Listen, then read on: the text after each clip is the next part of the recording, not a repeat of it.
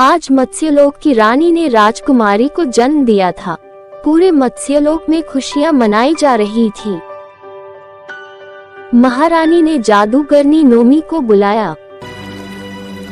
मेरी बेटी वो है जिसे इस ब्रह्मांड ने अपने आखिरी वंशज के रूप में चुना है, जिसकी मृत्यु के पश्चात उसका रक्त नीलमणि में बदल जाएगा।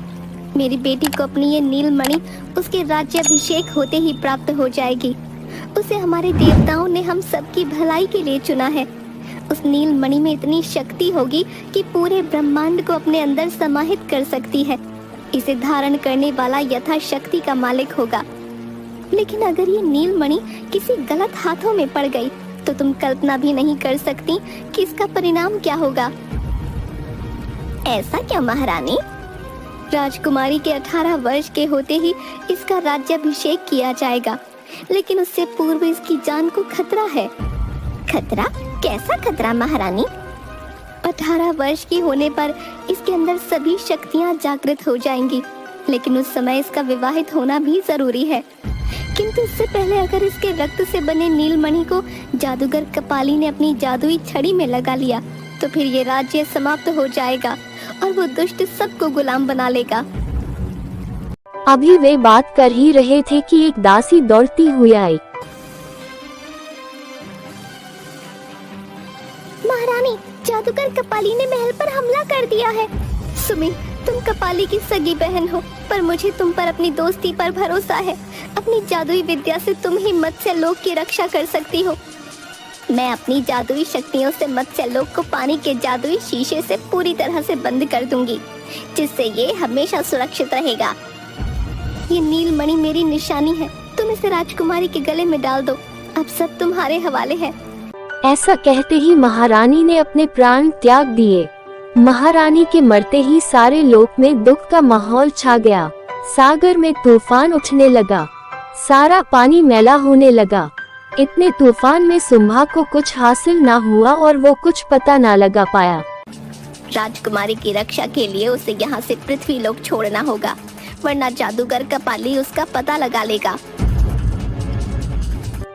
नोमी जादूगरनी राजकुमारी को एक छोटी सी बच्ची के रूप में बदल देती है और सागर में खड़ी एक नाव में रख देती है। आज मैं अपनी नाव को समुद्र के बीच में ले जाऊंगा। आसमान साफ है, आज काफी मछलियां पकड़ में आ जाएंगी। अचानक भीमा को नाव में से किसी बच्ची की रोने की आवाज आती है। हे भगवान, मेरी नाव में ये छोटी सी बच्ची किसकी है? देखने में तो किसी राजघराने की लगती है। इसे घर ले चलता हूँ। अरे भाग्यवान, कहाँ हो? इधर आओ जल्दी। क्या हुआ जी? क्यों चिल्ला रहे हो? अरे, ये किसकी बच्ची उठा लाया? अरे, उठा के नहीं लाया हूँ। आज जब मैं मछली पकड़ने गया था तो मैंने देखा कि ये रो रही थी। वहाँ दूर तक कोई नहीं था। लगता है पैदा करके छोड़ दिया है इसे। शायद पालने की हिम्मत नहीं थी।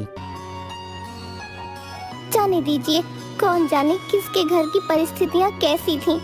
लगता है इसका हमारे भाग्य में आना तय था, तभी तो इतने सारे मछुआरों के होते हुए ये सिर्फ हमारे घर आई। आपका बहुत बहुत धन्यवाद प्रभु, आपने मेरी सोनी गोद भर दी। धीरे धीरे 14 साल बीत गए। राजकुमारी रिमझिम को भीमा और रमालाल प्यार से पालने लगे। रिमझिम बचपन से ही बड़ी दयालु थी। वह सबकी सहायता करती थी। एक बार वह अपनी सहेलियों के साथ खेल रही थी कि अचानक उसकी सहेली पेड़ से नीचे गिरने लगी। बचाओ, बचाओ, मुझे बचाओ, रिमझिम मुझे बचाओ। रिमझिम ने अचानक अपना हाथ पेड़ की तरफ किया और उसकी सहेली धीरे से पेड़ से नीचे आ गई। सभी हैरान रह गए। ये तूने कैसे किया? रिमझिम, तूने मुझे बचा लिया। मैंने तो कुछ नहीं किया, ये तो खुद ही हो गया। ऐसे ही अब अक्सर जब भी कोई मुसीबत में होता और रिमझिम को पुकारता तो तुरंत उसकी मदद कर देती, क्योंकि उम्र के साथ ही उसकी शक्तियाँ भी बढ़ रही थी। नहीं बाबा, आज मत जाओ। आज सागर में भयानक तूफान आने वाला है।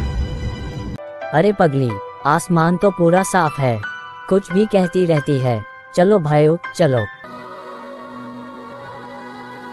ठीक है बाबा, अगर मेरी बात नहीं मानते तो वादा करो तूफान आने पर मुझे जरूर पुकारोगे।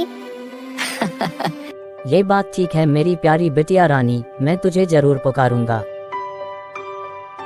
बाकी मछुआरों के साथ भीमा कुछ ही दूर गया होता है कि अचानक सागर में बड़ी बड़ी लहरें उठने लगती हैं और उनकी नाव तूफान में गिर जाती है। रिमझिम ने कहा था कि तूफान आने वाला है, हमने उसकी बात नहीं मानी।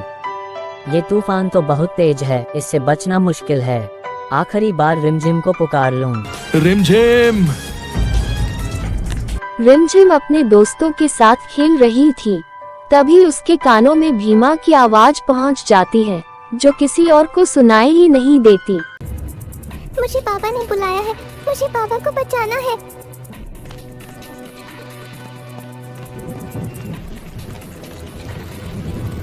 वह दौड़ती हुई सागर के किनारे जाती है और अपने दोनों हाथों में सागर के पानी को भर लेती है।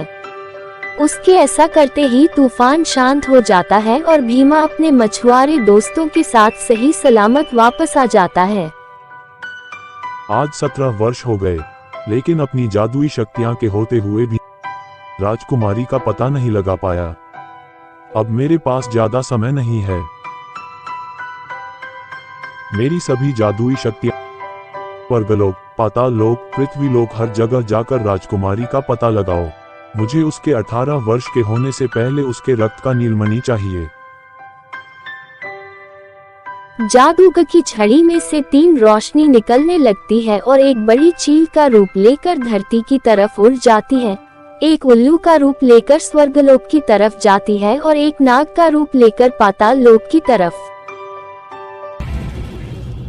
17 वर्ष बीत गए। मैंने राजकुमारी को पृथ्वी लोक में भेज दिया, लेकिन मैं स्वयं नहीं जानती राजकुमारी कैसी है और किस हाल में है।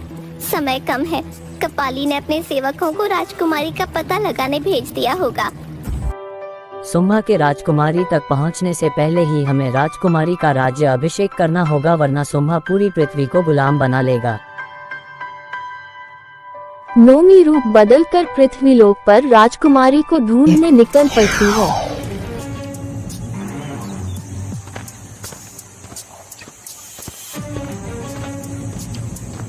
राजकुमारी एक बड़ी तितली को जमीन पर गिरा हुआ देखती है।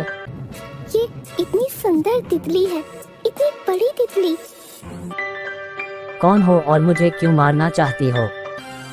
मैं रिमझिम हूँ। नहीं, मैं तुम्हें मारना नहीं चाहती। मैं तो एक जादूगर राजकुमार हूँ, जिसे सजा देने के लिए मेरे पिता जादूगर ने तितली बना दिया, लेकिन तुमने मुझसे बात करके मुझे वापस राजकुमार बना दिया। अपनी शक्ति से अब मैं तुम्हें तितली बनाकर अपने देश ले चलता हूँ। वहाँ मैं तुम्हें अपनी दुनिया दिखाऊंगा। रिमझिम तितली के रूप में जादूगर राजकुमार के साथ उसके देश चली जाती है।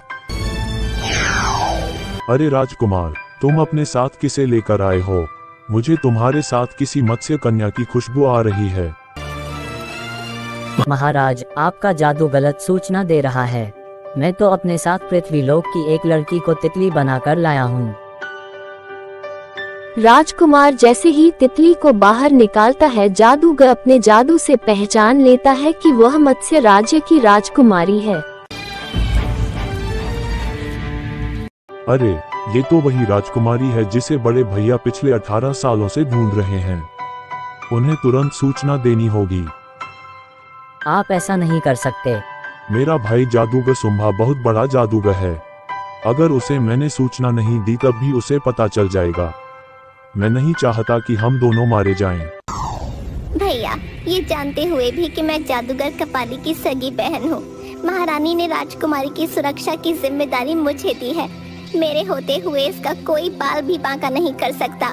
मैं राजकुमारी को लेकर जा रही हूँ। नोमी अपने जादू से राजकुमारी की चारों तरफ सुरक्षा कवच बना देती है और उसे लेकर गायब हो जाती है। जिसे नाजों से पाला वही मेरी हार देखना चाहती है। आज राजकुमारी के साथ नोमी का भी अंत होगा। मैं ब्रह्मांड का सबसे ताकतवर जादूगर बनूंगा। तुम सब मेरे गुलाम बनोगे। नहीं भैया, जब तक मेरे प्राण हैं, मैं नोमी का बाल भी बांका नहीं होने दूंगा। तो ठीक है।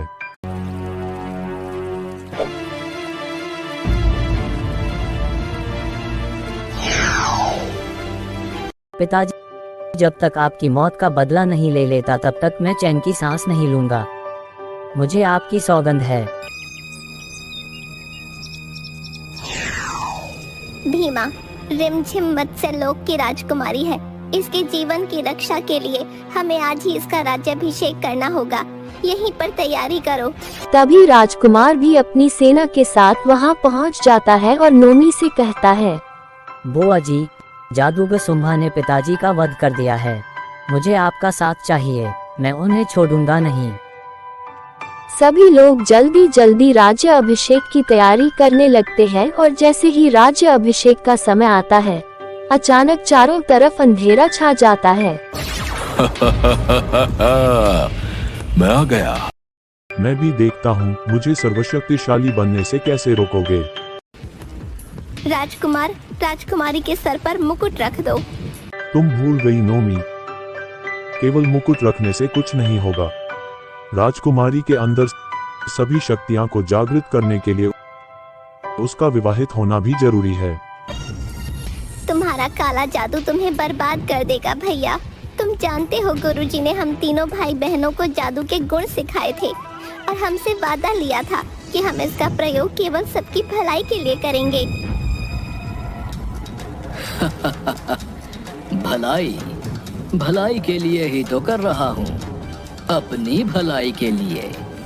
अपने जादू से मैं एक असुर सेना की रचना करूंगा और सारे ब्रह्मांड का राजा बनूंगा।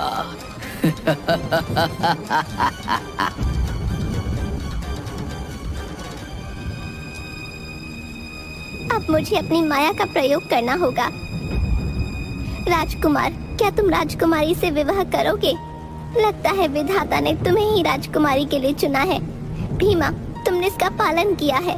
तुम्हें तो इस रिश्ते से कोई ऐतराज तो नहीं?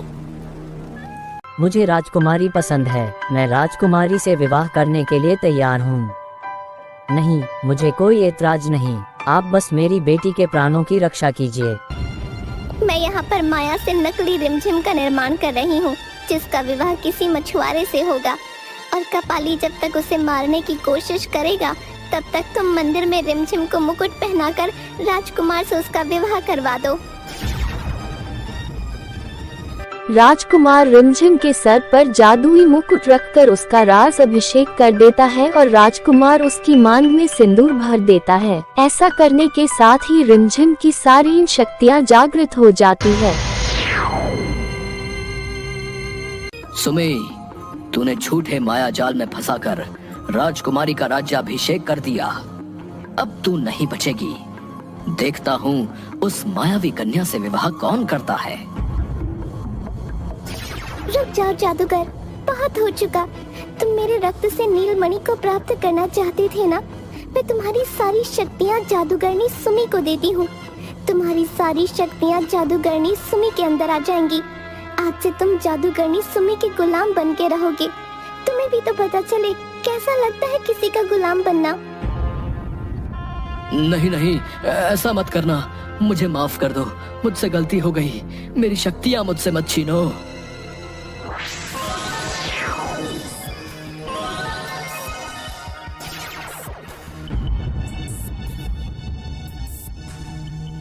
सुमी, मत्स्य लोक की अमानत को बचाने के लिए ये आपका उपहार है।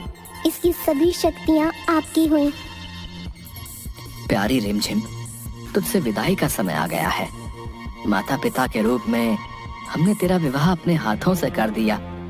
जा बेटी जा, अब तू अपने कर्तव्य निभा। माँ, पिताजी, मैं जिंदगी में आपको कभी भूल नहीं सकती।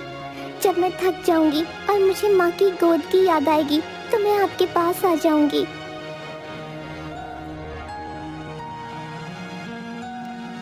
ये तेरा घर है बेटी। इसके दरवाजे हमेशा तेरे लिए खुले हैं।